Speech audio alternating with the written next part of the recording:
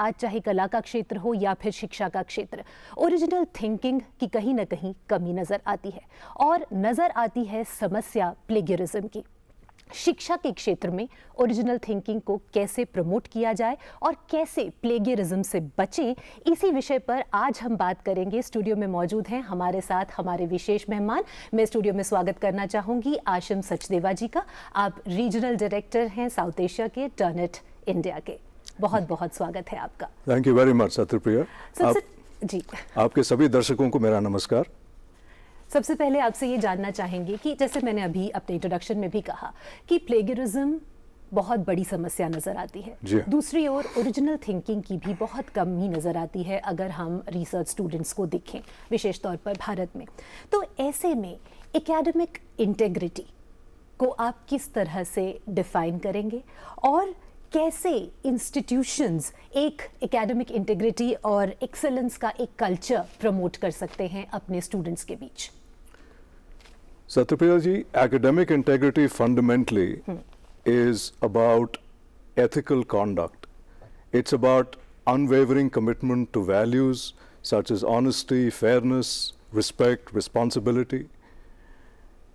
Excellence is a wide term, but fundamentally excellence is about an outcome which delivers the best way to perform a task or any action. Right. Academic excellence, on the other hand, is about developing your mind and your intellect to the highest level. Integrity promotes original thinking because it forces students, instructors, faculty to encourage themselves and their students to think about original writing, original thought, original ideation. Right. And that forces them to develop their mind and intellect in a way that can lead to the best outcomes for them. Right. So when we talk about plagiarism, plagiarism is essentially believed to be the copy-paste culture. But is it anything more than that? Are there different aspects to plagiarism? Oh, absolutely. At its core, plagiarism is about passing on another person's ideas, thoughts, writing as one's own. And therefore, fundamentally, it is a moral or ethical breach of behavior. Right. Copy-paste, as you mentioned, and in today's technology jargon, it's more aptly known as Control-C, is just one method by which you can take another person's ideas, thoughts, and use them as your own. But plagiarism goes beyond just one method. In 2015, my company TurnitIn did a research with about 900 respondents. And we, at the end of the research, we found that there were about 10 methods which constituted ways in which you could plagiarize somebody's work. From Control-C, which is what you mentioned, right, copy-pasting, to cloning, which is the most severe, which is actually using somebody else's entire idea, entire thought, and saying that that is mine. Yeah. So, if we talk about plagiarism, is it like an academic dishonesty? Oh, absolutely. By definition, plagiarism is academic dishonesty. Plagiarism is dishonesty. But is it always an act of academic dishonesty? See, by definition, it is an act of dishonesty. Whether any specific act of plagiarism was deliberate or was it inadvertent, that can only be decided by a situational assessment of what caused the person to do what he or she did. But yes, at the core of it, every act, even self-plagiarism, supposing I have published something 5 years ago and the observations or conclusions of that study are used in another particular study without citing it or without mentioning the previous study, that also is dishonesty. Right. So at this point of time, I would also like to remind our viewers that they can also join us in this discussion. I would like to remind you our telephone numbers. Our telephone number is 011-2309-7532. 011-2309-7532. इस number पर आप हमसे call कर सकते हैं और हमसे बातचीत कर सकते हैं. So We are just expecting our viewers also to join in this discussion. Sure. So meanwhile, I would also like to know that how should the institutions go about it? What are the practices that they can adopt so that they can handle the acts of plagiarism? See, a lot of institutions approach plagiarism from a monitoring and deterrence perspective. Yes, obviously that is important. But before you get to monitoring and deterrence, it's important to create awareness of what constitutes not just plagiarism, but what constitutes academic dishonesty. Right. That is a larger question, because plagiarism is about a way of creating academic dishonesty.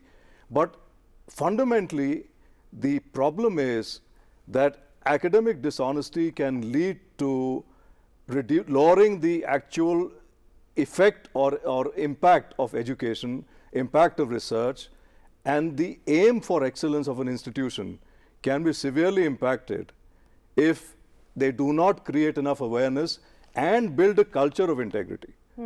So yes, start by monitoring, by creating awareness, by dissuading people from indulging in acts of dishonesty. But I think over time, it's more important to create a behavioral ethos. Right. And that can only come about if the institution puts in place a curriculum, puts in place pedagogy, which supports formative approach to education and builds the ability for students and professors and researchers to develop original thought and original writing. Right. So at the end of the day, it's not about telling somebody, I will punish you if you do this. It's about informing them about the linkages between original content, original thought, and excellence. Right. So, of course, behavioral ethos is the first and the foremost thing that needs to be developed in order to fight against plagiarism. Sure. But then, apart from this, are there any tools and technology available to fight against it? Or how can a student know that what he is doing, the research work that he has undertaken, has not already been undertaken by someone else, and that he's not copying someone else's idea? Or how do the institutions know that this is an original work? Well, let me just take that question back a little. How can a student and professor or a researcher know whether he has copied somebody's work? First and foremost has to come from within. Right. Have I been honest in my ideation? Have I been honest in my observations, in my conduct of research? If I know all that, 95% of the problem of plagiarism is resolved. There are certain inadvertent acts of plagiarism for which today, in fact, for the last 20 odd years, we've been in the business of providing software tools which can help institutions, students, professors, faculty, to be able to detect similarity of content. And these tools essentially point to similarity of content with published material. They do not necessarily say that this particular material is plagiarized. What they say is that there is some similarity, please review that and see whether the similarity points to a potential plagiarism. Right. And when we talk about institutions, how can the institutions encourage original thinking among the students? First and foremost, by creating a linkage and awareness between original thought, original ideation, and excellence. It's not easy to see the linkage, but the fact is that if you have a culture of copy-paste, Control-C, then your mind is not being developed to the best it can be. You are not forcing your mind to grow its ability, to grow your intellect, to reach the level of excellence that you could possibly reach if you tried. So the first step is to create curriculum, to institute pedagogy, to encourage within their professors and faculty a culture of original thought, original research, and then create enough situations, to create enough circumstances that show the students and faculty the benefit of original thought and original content. Right. And when we talk about this, it does not essentially mean the students of, who are pursuing higher education. But I guess original thinking is something which has to be encouraged right from the school level, right from the beginning. Somehow we can observe that in this kind of schooling system that we have, we cut the original thought right in the bud. You're absolutely right, Satyapriya ji. The problem is that when we start from K-12 with a culture of mugging, copy-pasting, etc., we are inhibiting original thought, we're inhibiting the development of the mind. It's very interesting. I met a parent the other day, and the parent said, look, I have 2 children, and I'm really interested in their ability to think originally, to be able to think beyond what they have in their textbooks. But I find that schools don't encourage that. Very true. So I think it's for our policy makers to really look at what is the best way to have a formative approach to education rather than an approach which basically punishes if you have not mugged up what you're supposed to mug up. Correct. I might be probably changing the course of the discussion a bit, but if you look at ancient India and the achievements that we see in ancient India, be it in the fields of science, technology, mathematics, original thinking was the basis of it. I mean, it was a culture where there was no rote learning probably. What happened in the course of time that, we became so dependent on rote learning? Satyapriya ji, if we hadn't had original thinking, India would not have given the world shunya. Exactly. Right? And there wouldn't have been any innovation in this world. I think what's happened is that today's very competitive, dog-eat-dog world sometimes forces even the most morally upright person to indulge in unethical behavior. Because at the end of the day, instant gratification, rewards, etc., sometimes can be a big motivator for some dishonesty. Right. I think the challenge really is, how do we inculcate a culture of education or a system of education which is about transformation, which is about a transformational experience, not just a transaction. It's not about getting a degree and going out and getting a job. It's about training my mind. It's about developing the intellect, which will allow me to do path-breaking research, which would allow me to be the best academic professor. Right. Things like that. Now, that can only start at the grassroots level with 1, a curriculum, 2, with a system that encourages faculty and teachers to adopt the formative approach rather than simply look at marks at the end of 10 plus 2 or ways to get into college. Right. So, meanwhile, we have a caller, Shubhangi. Shubhangi, apna prashna puche. So my question is, sometimes when we do our secondary research on the internet, the original source is not mentioned. So how can I know if I have missed on any citation in my paper? Shubhangi, that's a very interesting question. See, a lot of times it's very important for us to be methodical and meticulous in our research. And very often it's important not only to mention the primary source, but when we are doing secondary research, it's very important to mention or cite the secondary sources also. Right. Now, if I haven't found a source and I feel that I'm going to use that particular idea or thought, I think more research is necessary to establish that that idea or thought has not already been stated or used or attributed to somebody else. So it requires far more research, and it's not enough to say I couldn't find the source, therefore I couldn't attribute the source. Right. So talking about the aspects of plagiarism, UGC is coming up with very strict norms. So how can institutions support their students in identifying the various aspects of plagiarism? See, the UGC has come out with a policy as a first step, and that's a very welcome first step, because for the first time there is an attempt to institutionalize academic integrity, so to speak. So far it was about a culture of self-belief, self-declaration. However, the policy still remains more of a monitoring and deterrence policy. I think a lot has to be done about establishing curriculum, about establishing pedagogy, which encourages formative approach to original writing, original thinking.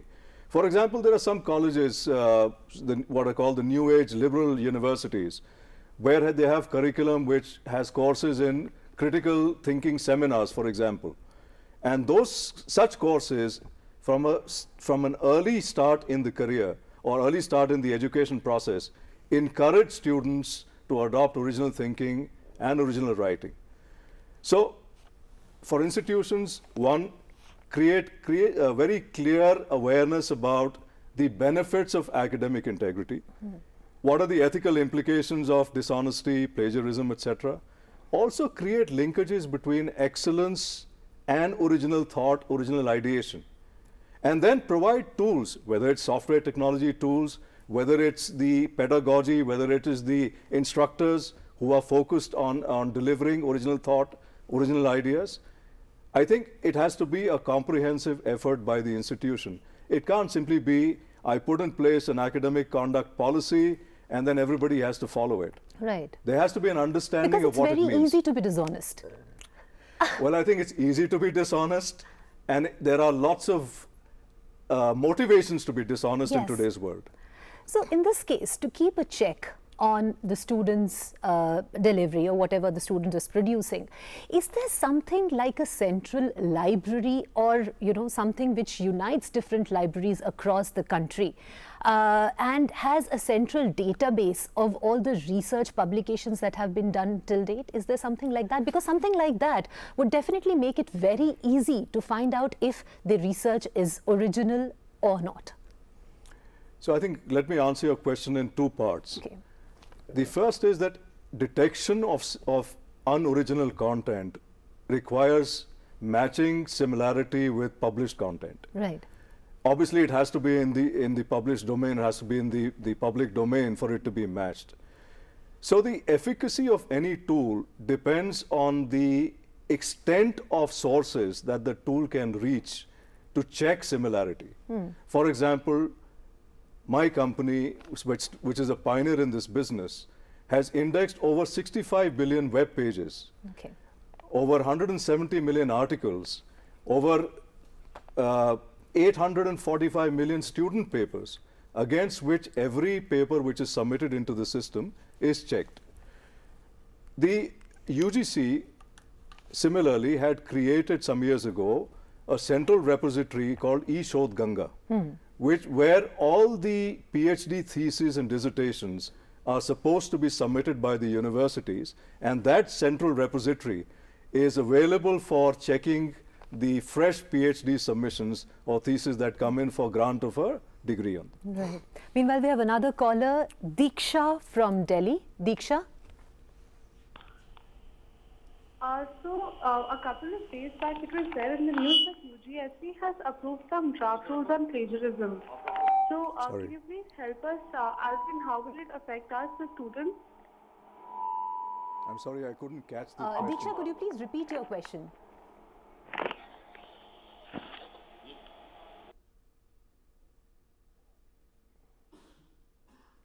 Diksha, could you repeat your question, please?